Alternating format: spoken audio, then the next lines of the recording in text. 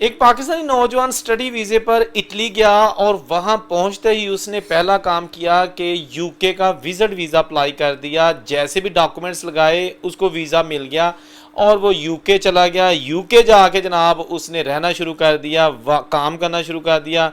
फिर एक दिन रेड हुआ तो इसके साथ क्या हुआ, छापा पड़ गया इमिग्रेशन का, तो फिर इसको क्या सज़ा का सामना करना पड़ा ये मैं आपको आज की इस वीडियो में बताऊंगा। इसके साथ साथ यूके में अमेरिका और यूके में इस वक्त जो गिरफ्तारियों का सिलसिला जारी है, वो गिरफ्तारियां किन लोगों की जा रही हैं और छापे किन किन बिजनेस प्लेसेस पर मारे जा रहे हैं, ये भी जल्दी से आपको मैं ये दोनों चीज़ें छोटी सी वीडियो में बताने की कोशिश करता हूँ। लंबी वीडियो नहीं होगी इसलिए एंड तक देख लीजिएगा।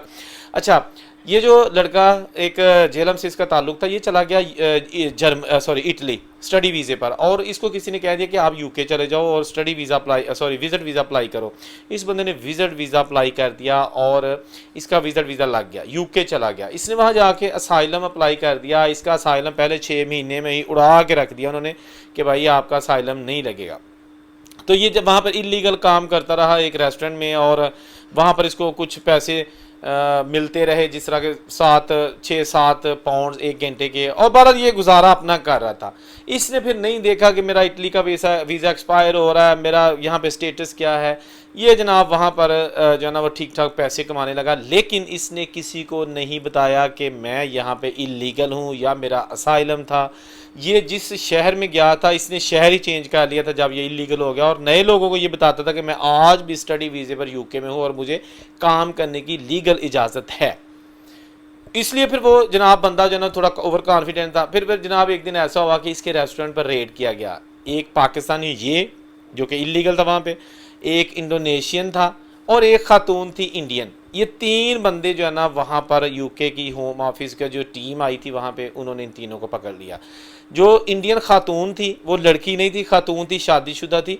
वो विजिट वीज़े पर वहाँ पे गई हुई थी और वो विजिट वीज़े पर काम कर रही थी, काम करने की इजाज़त नहीं थी। उसको भी उन्होंने जो भी था उसका प्रोसेस ले गए। दूसरा जो इंडोनेशियन लड़का था वो भी तकरीबन 4 साल से वहाँ पर रह रहा था और इलीगल रह रहा था, उसको भी उन्होंने पकड़ लिया। और ये बंदा भी, इसको भी काफ़ी अरसा हो गया था तो इसको भी पकड़ लिया। तो अभी रिसेंटली मुझे पता चला है कि ये जो पाकिस्तानी लड़का था इसको डिपोर्ट कर दिया गया है और ये पाकिस्तान पहुंच चुका है, ठीक है ना। अब इसका जो स्टडी वीज़ा था जिसके ये काफ़ी पैसे दे के गया था और एक इसका पेपर बनाने का चांस था इटली का, इसने उसको इग्नोर किया और पता नहीं की जेहन च आया कि जनाब अगे दी दौड़ सी, और अगे की दौड़ भी नाकाम रही और अब जनाब पीछे की दौड़ शुरू हो गई और ये बंदा वापस आ चुका है। अच्छा, इसके साथ साथ मैं आपको जो दूसरी खबर बताने वाला हूँ वो ये है कि अमेरिका में जो आपको पता है कि डेली बेसिस पे हम खबरें बनाते हैं कि वहाँ पर जो आइस वाले हैं वो दिन रात अपना वो टारगेट पूरा करने में लगे हुए हैं जो उनको प्रेसिडेंट डोनाल्ड ट्रंप की तरफ से दिया गया है कि रोज़ाना 3000 बंदा मुझे हर सूरत चाहिए। 3000 बंदा चाहिए जिनको आपने रोज़ाना पकड़ना है। तो अब आइस वाले लॉस एंजल्स में ठीक ठाक किस्म के जो रगड़ा प्रोग्राम रखे हुए हैं और वो हर चलते फिरते बंदे को पकड़ लेते हैं और बाद में पता चलता है कि इनको तो पासपोर्ट है कोई तकरीबन 40 साल पहले था, फिर उसको छोड़ते हैं। अदरवाइज जनाब जिस बंदा जो वहाँ से गुजरता है, जिस बंदे पे उसको शक उनको होता है ना, ऐसे ही उसके पीछे दौड़ लगा देते हैं, उसको पकड़ लेते हैं। तमाशा जहाँ लग गया है। अच्छा, वहाँ अब जनाब सिचुएशन ऐसी है कि जो खेत हैं, आइस वालों ने खेतों में जाना शुरू कर दिया। इससे पहले जब उनका ऑपरेशन हुआ था, जब से डोनाल्ड ट्रंप ने हुकूमत संभाली है, वो ज़राई रकबे पर जाके इलीगल लोगों के खिलाफ छापे नहीं मार रहे थे, सिर्फ शहरी इलाकों में जो है ना वो छापे मार रहे थे।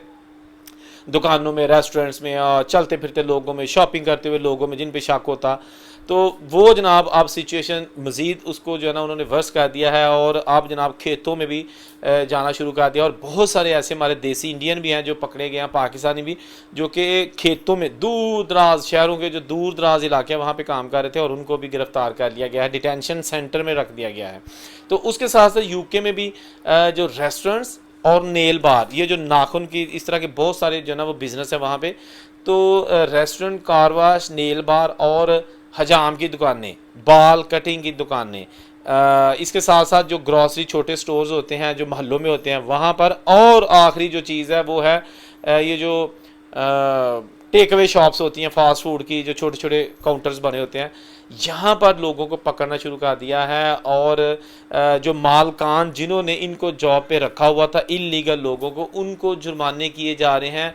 पहली बार जो कि रूल है यूके का कि पहली बार अगर कोई मालिक जो कि जॉब देता है इलीगल बंदे को, मालिक पकड़ा जाता है तो उसको 40,000 पाउंड जुर्माना किया जाता है। इट डिपेंड्स कि सम टाइम इसको थोड़ा करके भी जो है ना वार्निंग दे सकते हैं, लेकिन 40,000 पाउंड जुर्माना किया जाता है। और अगर फिर दोबारा किसी रोज़ उसी रेस्टोरेंट, उसी शॉप, यानी उसी मालिक के पास दोबारा रेड किया जाए, छापा मारा जाए और दोबारा इलीगल स्टाफ वहाँ पे पाए जाए, तो फिर 60,000 पाउंड जुर्माना किया जाता है। पेनल्टी बढ़ा दी जाती है कि ताकि आपने पहली बार जो है ना उस वक्त हमारी बात का असर नहीं किया। लेकिन आप सब लोग जो मेरी वीडियोस देखते हैं और ओवरसीज़ पाकिस्तानी या इंडियन है, बाहर के मुल्कों में रहते हो, आपको पता है कि बहुत सारे आज भी लोग हर मुल्क में ऐसे मौजूद हैं जिनके पास पेपर्स नहीं हैं। अच्छा, मुझे उनसे कोई तकलीफ़ नहीं है, वो हमारे भाई हैं, दोस्त हैं, जो कर रहे हैं वो एक अलग इशू है।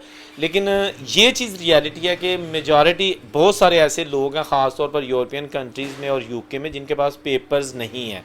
और यूरोप की बात की जाए तो पुर्तगाल से लेके ऑस्ट्रिया तक और बेल्जियम, नॉर्वे तक, जनाब जितने भी कंट्रीज़ रास्ते में आते हैं उनमें सबसे ज़्यादा जो बगैर पेपरों के काम कर रहे हैं वो स्पेन, पुर्तगाल, फ्रांस, इटली, जर्मनी। ये वो कंट्रीज़ हैं जहाँ सबसे ज़्यादा मेजॉरिटी लोगों की वो है कि जो बगैर पेपरों के पाकिस्तानी या इंडियन है वो काम कर रहे हैं। और 10-10 साल हो गए हैं उनको, 12-12 साल हो गए हैं कि वो पेपर्स नहीं उनके बन सके और ना ही वो अपने मुल्क आ जा सके हैं, अभी भी वहाँ स्टक हैं, but they are earning money, उनके पास जॉब है। अच्छा, एक चीज़ मैं आपको बता दूं कि यूरोपियन कंट्रीज़ में पेपर हैं या नहीं हैं, जॉब मिल जाती है। सिर्फ फ़र्क ये होता है कि अगर आपके पास पेपर हैं तो आप लीगल तरीके से वहाँ पे सीना चौड़ा करके जॉब करते हैं और आपको वहाँ पर कोई डर नहीं होता। अगर आप इलीगल बगैर पेपरों के जॉब करते हैं तो 24 घंटे आप डरे रहते हैं कि किसी वक्त भी मुझे किसी ने चेक कर लिया तो मंजी ठोक जानी है, या फिर मेरे किसी जानने वाले दोस्त ने, घर वाले ने, किसी लड़के ने हसद में आके मेरी शिकायत कर दी तो फिर भी मैं फड़िया जाना, तो गया मुझे फड़िया तो जाना वापस ये पीछे, तो पीछे जाके मैं करना की है। बहरहाल ये बहुत सारी ऐसी छोटी छोटी चीज़ें जो अक्सर हम आपके साथ डिस्कस करते रहते हैं। आखिर में एक चीज़ मैं आपको ज़रूर बताना चाहूँगा कि इस वक्त इलीगल तौर पर बाहर के मुल्कों में जाना बिल्कुल फजूल है। अगर आप 40-50 लाख रुपया एजेंट को दे के इलीगल तरीके से वहाँ बाहर जाते हैं तो ये 40-50 लाख रुपया आप 10 साल में भी पूरा नहीं कर सकेंगे, ये हकीकत है।